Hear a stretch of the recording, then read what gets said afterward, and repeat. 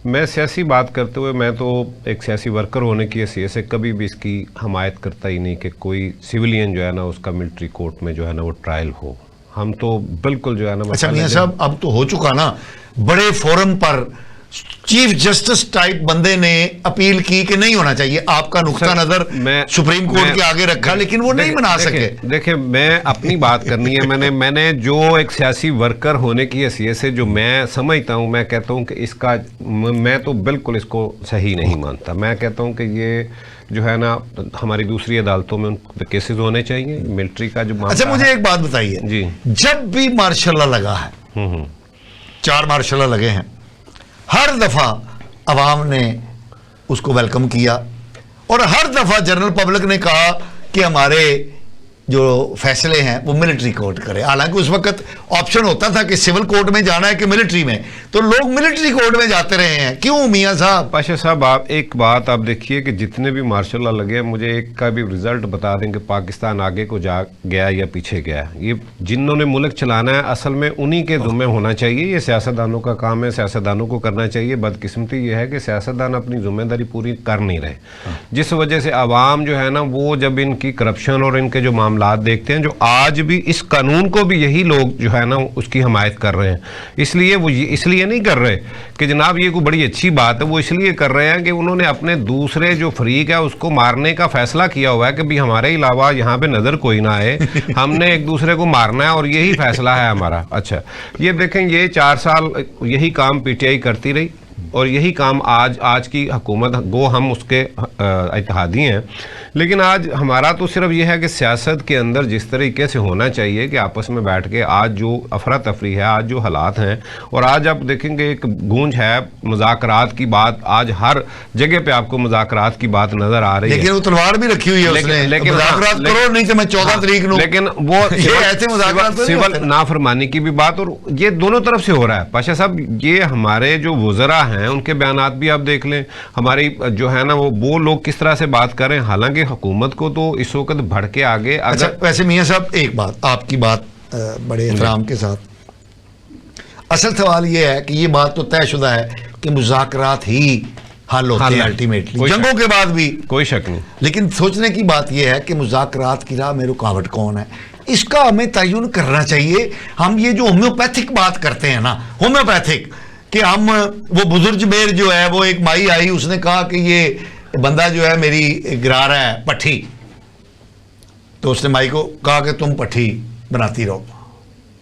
वो और उसने कहा जी है मेरी ज़मीन तो उन्हें बनाई है पट्टी, उन्हें कहा तू डेगी जा।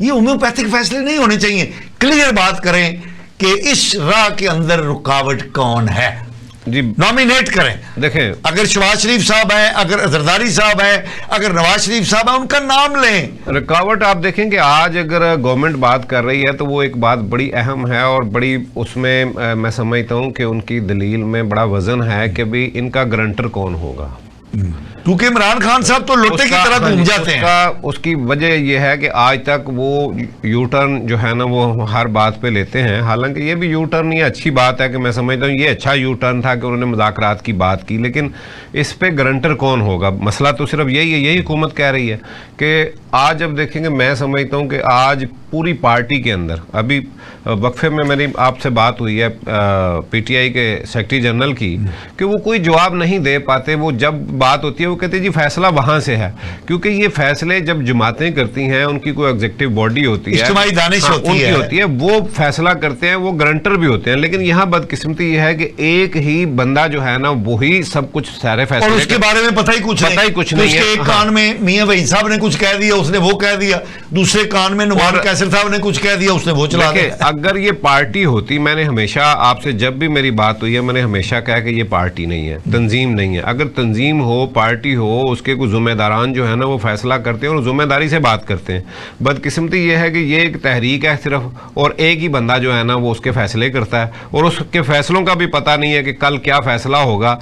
और यहाँ पे बाकी रही गारंटी की बात, तो मेरा ख्याल आज तो गारंटी एक ही है उसकी, ना तो वो सऊदिया है, ना वो यूएई है, ना वो कतर है, सबको नहीं आना, नहीं एक गारंटी है, ट्रम्प, बुशरा बीबी। अच्छा आज अगर कोई गारंटी है उसकी तो वो एक खातून जो है ना, उसके अलावा आप देखें बाकी सारी पार्टी एक तरफ, जिन लोगों के जिनको ये शोहदा कह रहे हैं, जो वहाँ पे मारे गए लोग, जिनके साथ जुल्म हुआ है, जो पार्टी के लोग जिनकी कुर्बानियाँ हैं एक अरसे से 20-20 साल उनके साथ जिन्होंने लगा दिए, 25 साल, यानी उनकी कोई बात नहीं है। सिर्फ बात किसकी है? एक खातून की बात जो है ना वही। और आप देखेंगे ये सारा जो मैस हुआ है, जो वहाँ पे अगर ये वहाँ रुक जाते संजानी 24 नवंबर, हाँ जी, ये रुक जाते वहाँ पे, तो आज ये पूरी हर स्क्रीन पे ये होते, ये बात चल रही होती। आज पार्टी को और इनको जो है ना वो बहुत अच्छा मौका मिलना था बात करने का। और जो बात हम कर रहे हैं कि ये एक ग्रैंड डायलॉग से ही पाकिस्तान का मसला हल होगा, और वो उस तरफ हम लोग